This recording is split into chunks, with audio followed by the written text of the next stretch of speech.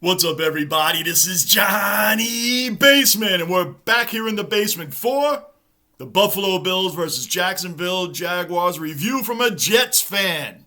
Subscribe, bell notice, hit the like button, drop your comments down below, and we'll get right into this thing.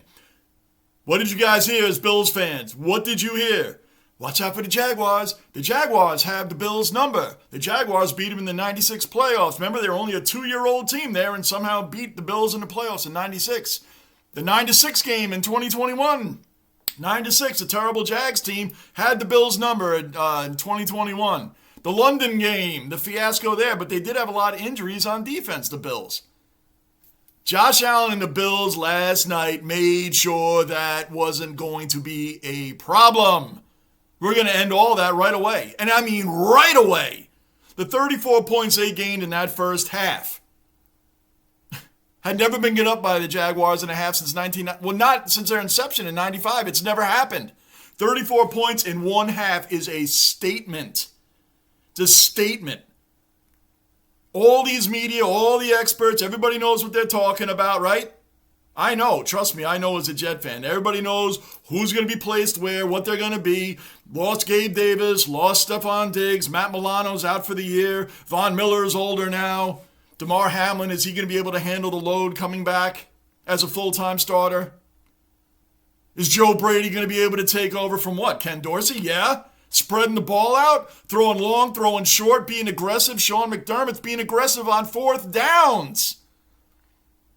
This is a Bills team that's angry, determined, and tired of hearing the window's closed. The window is closed for the Bills. Look at all the players they lost. They're going to be in a rebuild. Maybe, now you had experts, some experts were saying, to be fair to them, some were saying they're going to win the AFC East, the Bills. A lot were saying wild card, and a lot were saying window closed, not making the playoffs, rebuild, lost too many key guys. No. They've opened up one key player that's always been there. The, not me saying this, overrated Josh Allen. Overrated Josh Allen. He's the guy that's there that's making this team 3-0. Those aren't my words. You guys know me in the Bills Mafia that has supported my channel long enough to know I am not a Bills hater and I love Josh Allen. The guy is a beast. He's a beast.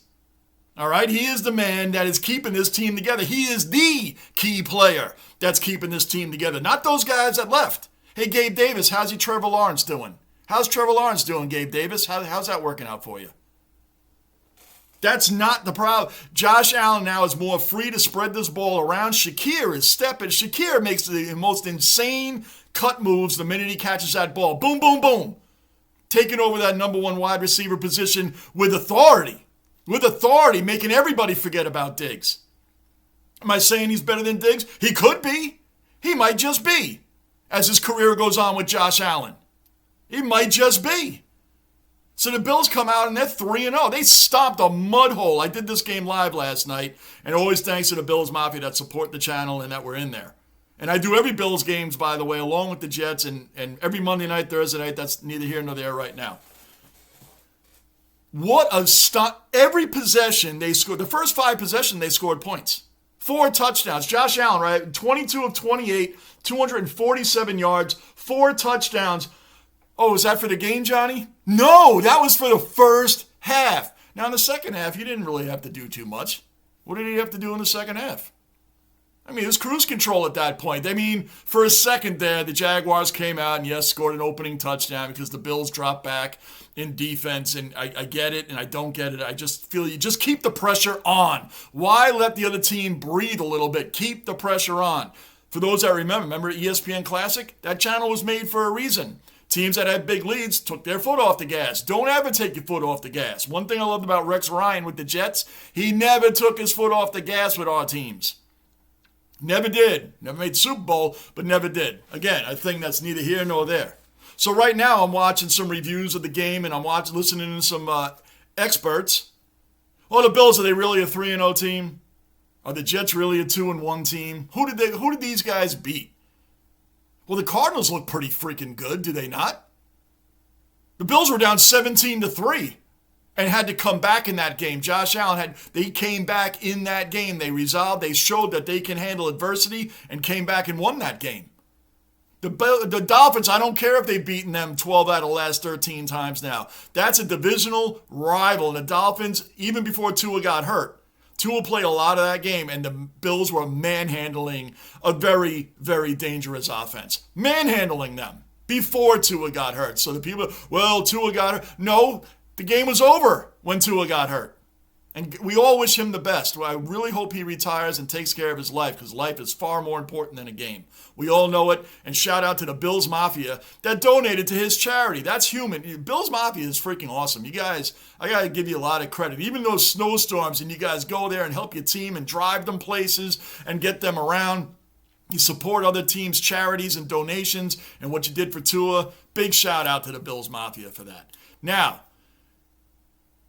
the Chiefs are 3-0. Let me just break this quickly down. The Bills are 3-0 and are still being like, well, they beat the Jaguars. Wrong. The Jaguars at the beginning of this season were predicted, just like the Bengals, teams to beat in the AFC. They were part of the teams to beat. Watch out for the Jaguars. Watch out for the Bengals. They're going to be in the upper echelon of the AFC. And now it's, oh, they just beat the Jags.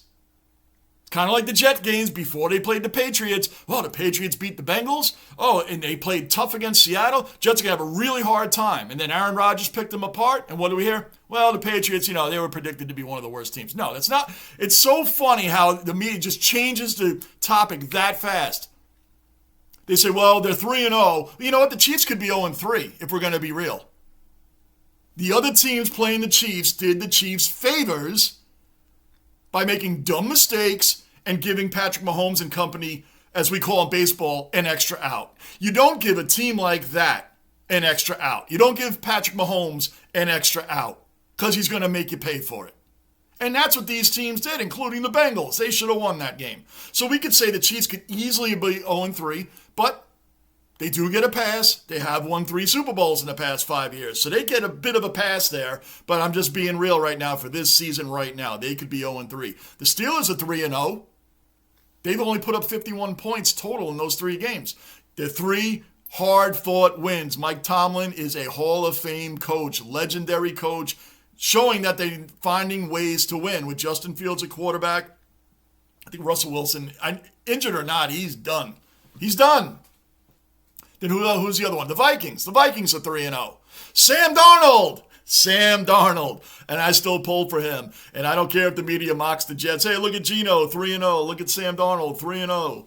This same media that mocked both of them forever. Geno's been off the Jets for 9 years. Well, now 10, but at the time, 9 years when we were getting mocked for that. So according to that logic, if your quarterback's not working out, well, then you got to wait 9 years. Don't get rid of him until 9 years has passed, because you never know. Sam Darnold, Adam Gase, quarterback whisperer, innovator for today's game, young offensive coach. That's what we were sold by our ownership about Adam Gase. He ruined Sam Darnold. But he went to the Panthers, and then he went to 49ers, right? Kyle Shanahan had him. So nobody saw this in him. So shout out to Sam Darnold. But are the Vikings on a high? Oh, and they beat the other AFC team to watch out for, C.J. Stroud and the Texans. They didn't just lose, they got embarrassed. Embarrassed by the Vikings. And that's the other team that we're going to dominate. The Bills were overrated. Oh, no, Josh Allen's overrated. The Bills were going to be in a rebuild. So they won't be able to hang with those teams. I'll tell you overrated, and I took a screenshot because I couldn't remember all this. Trevor Lawrence, right? He's a media darling, and Josh Allen obviously isn't, because they all say he's overrated. So, Trevor Lawrence, you want to hear overrated? I'm going to give you overrated. Trevor Lawrence, since he was drafted, is 20-33 as a starter, 40 picks. That's the third most in NFL since that time, 2021. 63% completion rate, which is 26th of 33 quarterbacks with 700 pass attempts or more since 21. 84 passer rating, that's 29th out of 33. 6.7 yards per attempt, 29th out of 33. 3.3% of his passing TD rate, 30th of 33. He's ahead of only Daniel Jones, Zach Wilson, and Kenny Pickett. Think about that.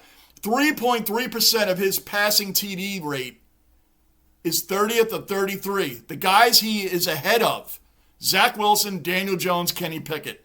Wow. Guys, that's overrated. And you would think by the media Trevor Lawrence is the second coming of, who is he compared to? Peyton Manning.